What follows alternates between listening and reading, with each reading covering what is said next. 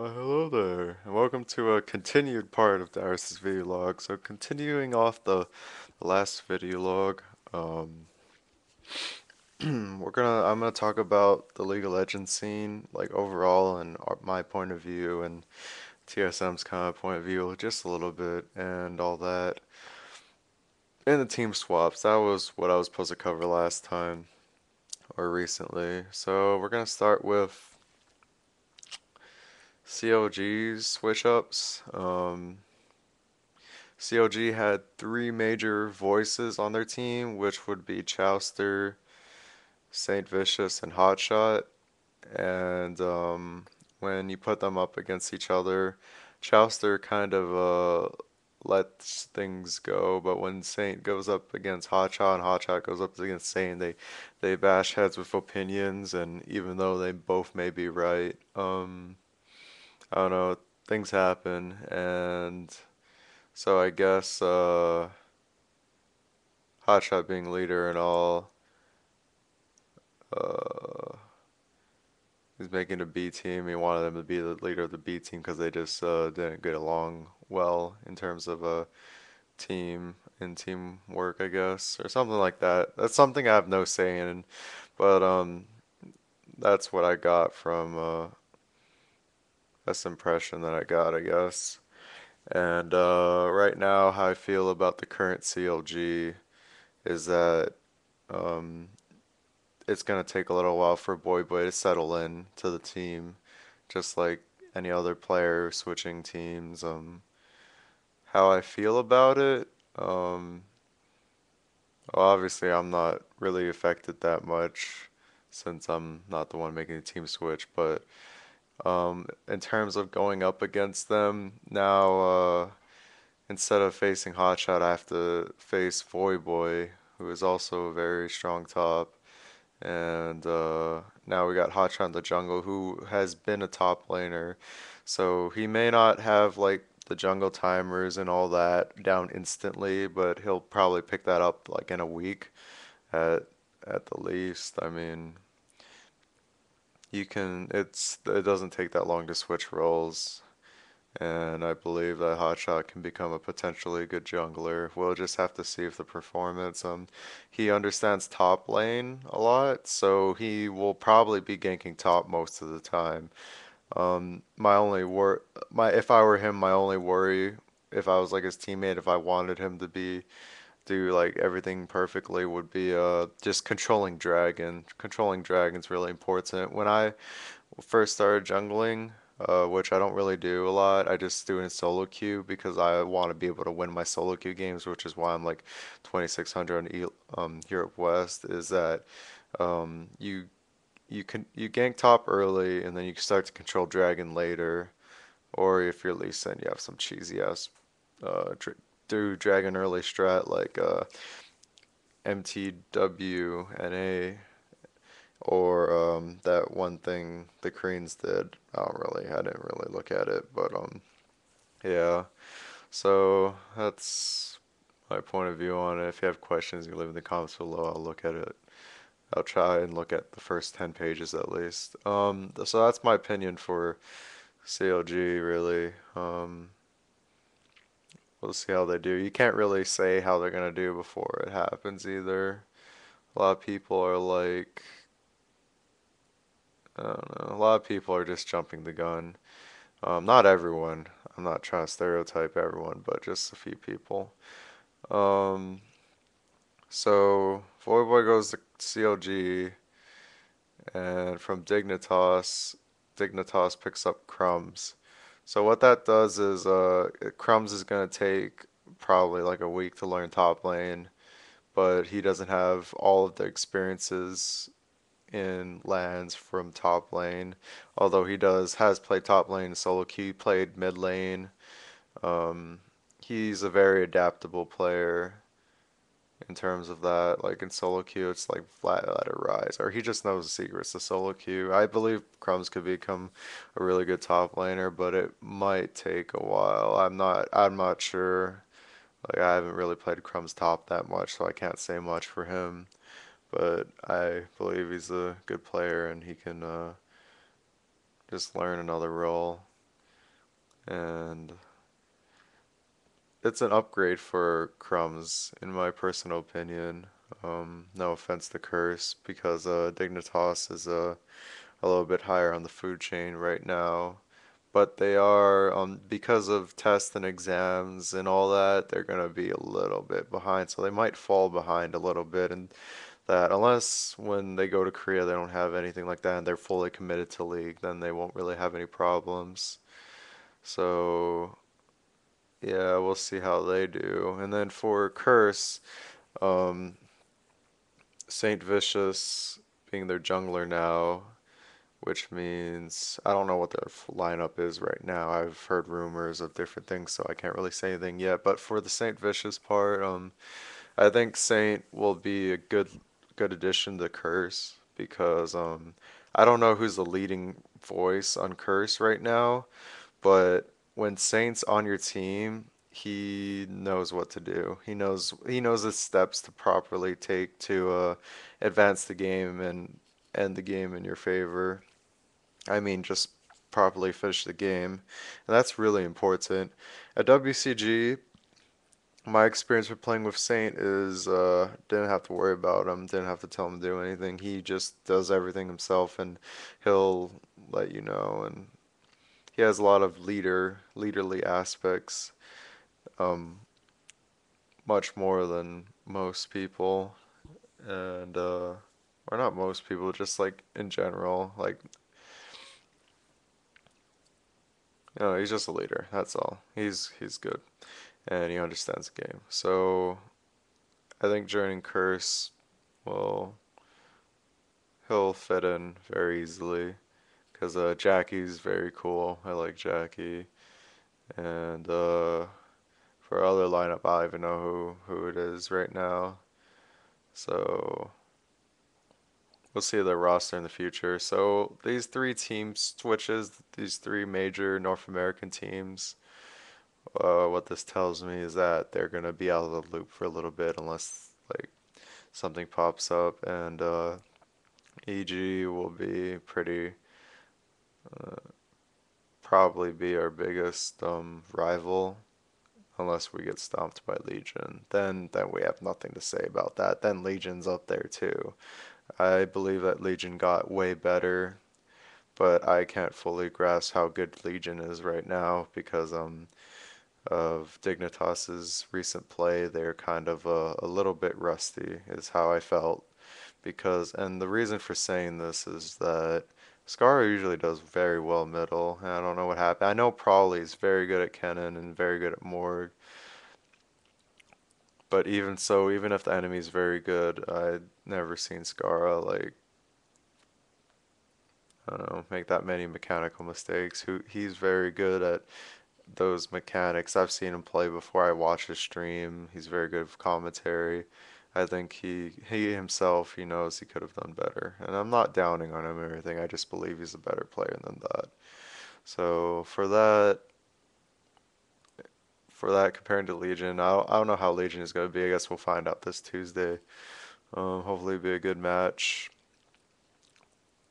We really want to win, but they really want to win too. So if they win, then we're just gonna be hella sad. But we're still going to Cali because of Anaheim and GSL. I don't know, but I hope we make that curse turning. And yeah, how I feel about Epic, I already said it. They have potential. They're already up there, dude. They're like already up there just because the players have can all play at a top level. Okay, and then other than North America scene, moving on, the Europe scene. I don't know too much about the Europe scene, but I know there's a lot of good teams. But what I compare for the Europe scene and NA scene is that there's a lot of teams moving to Korea. What this means is that all these teams are going to be in Korea practicing, and it isn't only just for the money. It's just to get better and prepare for the final finale of season 2. And all these teams going to OGN is actually possibly a problem Oh, my computer fell asleep. And the reason why is because then if they all go there, then we have no one to practice against. And that's bad because I'm aware that the Asian teams are practicing 12 hours a day, blah, blah, blah. And they're going to get very, very good very quickly, just like how they took over Dota. Um, really can't say for sure so far. The only reason why I have such a stereotype over like I don't know like the Korean teams and the Chinese teams or whoever is because they they they just get very very overhyped and I haven't really played them yet, so I can't say until we play them. Now, if we play them, we get stomped and be like, well, I'm a fucking idiot. I gotta practice more. Because then they're practicing hard, and the team who practices harder and understands the game and plays well and practices efficiently is gonna win season two. So, or, well, there's luck too, but whatever. Anyways, my prejudice does come from I watched for the Korean side. My prejudice of like not I'm not downing on them or anything. I'm just not worried about it. And by saying that, the reason for this is because my recent experiences, I played with them in solo queue. Like I'm really, really good friends with them. I like them all. And they've played with a higher ping and they still play well in solo queue. It's just that when I went to WCG, Loco's team wasn't as good as they are now. There wasn't all these other Korean teams that were, I mean, just MIG Blaze and Mac Noon's team was at WCG and they somehow lost to the Poland team, which was a lot off of our back. And WCG, WCG can't even be a factor. But then after that, there was a last call CLG tournament where I was on EG and we had a sub and we uh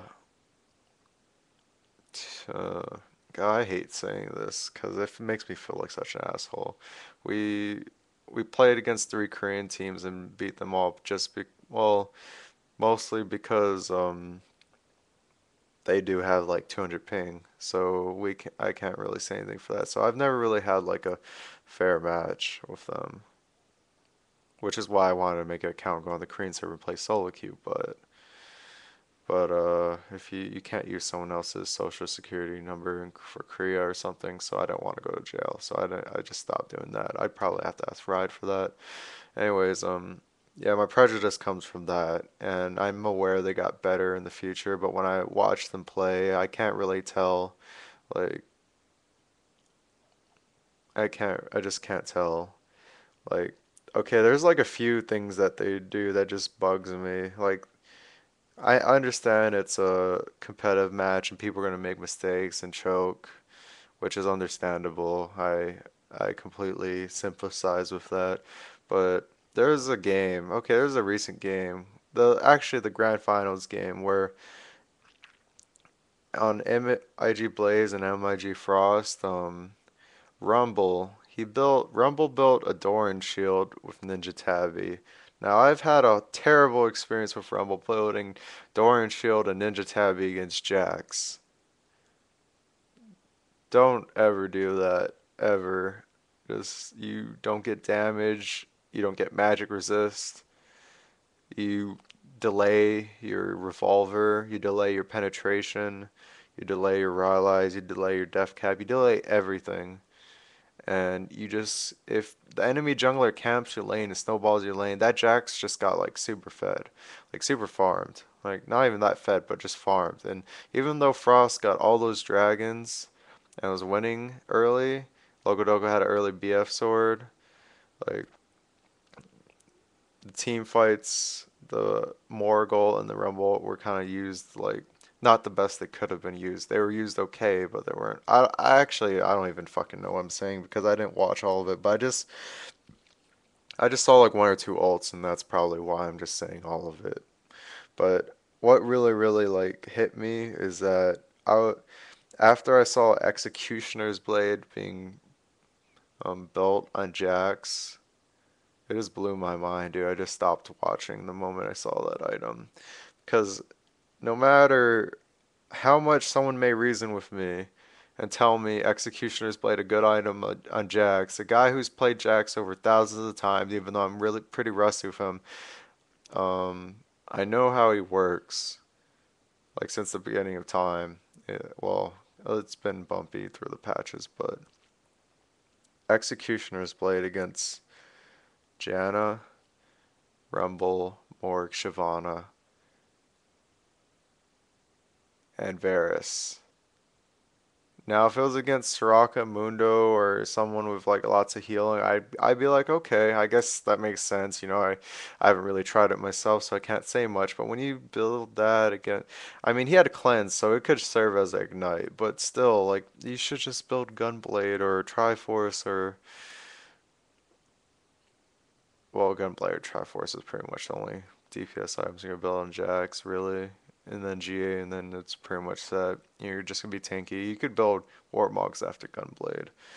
Um, there's a lot of different build orders. I did it in my head after the M5 game. Like after building Wriggles against Shen, that was the stupidest things I've ever done. Like I'm not gonna lie, I've done way stupid things. Like for someone who's played this game for like 2 to 3 years, I should be much better than I am right now, and I should know way more.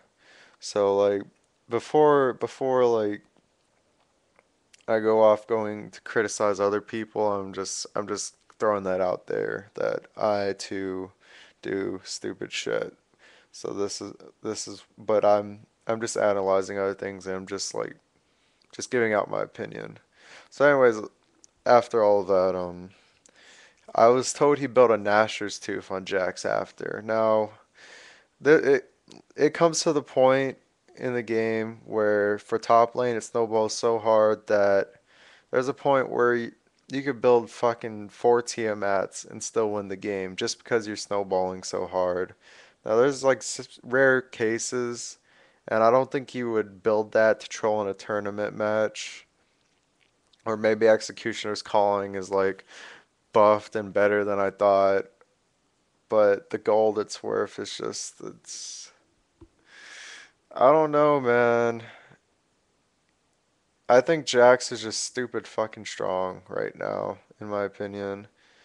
Except for that M5 game. I played like shit, so I made him look really bad. I was trying to hide him as like a secret OP in the past, but then I kind of gave up on it. And then someone brought him back, and I was like, well, it's time to remaster Jax again because lots of things change, and I just gotta just keep up with the times. And this is what also like hits me as a player is when they change the game every 2 weeks and you never know what's gonna happen. So this is also why I'm not as worried about the Asian teams, and it's vice versa for everybody. The game is changing every 2 weeks. Um, no matter how hard you practice on the current patch, you can get your mechanics down perfectly or your like counter ganks, but whatever like gets changed in the game will set you back just a little bit. And I've been through so many setbacks because of the how the game's changed. Like I felt like I didn't know how to play the game anymore, and I had to fall back on like Singe, so I like just feel better about myself. And I'm not like the perfect genius player or anything. I play like very emotionally. That's why I go on tilt, which I've been fixing lately. Well, like I'm just like random skill cap. Like I can either do really good or really bad, but most of the time I'll perform below average. And I'm not ignorant to this. I'm very aware of it. Anyways, moving on. The Executioner is calling Lasher's Tooth makes more sense because you have attack speed, ability power, cooldown reduction. Cooldown reduction on Jax is really good. You could even build Frozen Heart on Jax if you wanted, if the enemy team had that many ADs. And it's good because even though his cooldowns are low, it's still good. I don't know why it just works. Just don't do it though. Just go Gunblade Triforce GA. You you win. or Gunblade into Warmogs if they don't have like a Kog'Maw vein, then you're like super tanky. You just don't do as much damage. But anyways, other than that, the reason why that's the reason why I have prejudice or stereotype over it. There's just so many reasons. So once again, just ask questions below. Um, all right, so talked about the team swaps, how people are going to Korea, all the Asian teams, and I was told like World Elite's supposed to be really, really fucking good, and that M5 lost like I mean 9 out of 10 games or something. Our games versus M5 was really depressing. We played very bad. We're still kind of rusty, so we're gonna be working on that. We have a lot to work on. Like even though I criticize all these things, like we got a lot to work on. And I'm not being uh, obnoxious about it. I accept it. And I'm pretty tired. It's like 3 o'clock, so I'm kind of talking a lot. Um, I think that's it. I don't got anything else to say about it. But that's what I wanted to cover in the video log. It's been 21 minutes, so some people are probably not going to watch all of it. But for those who do, thanks for watching. Um, Comments below and bye.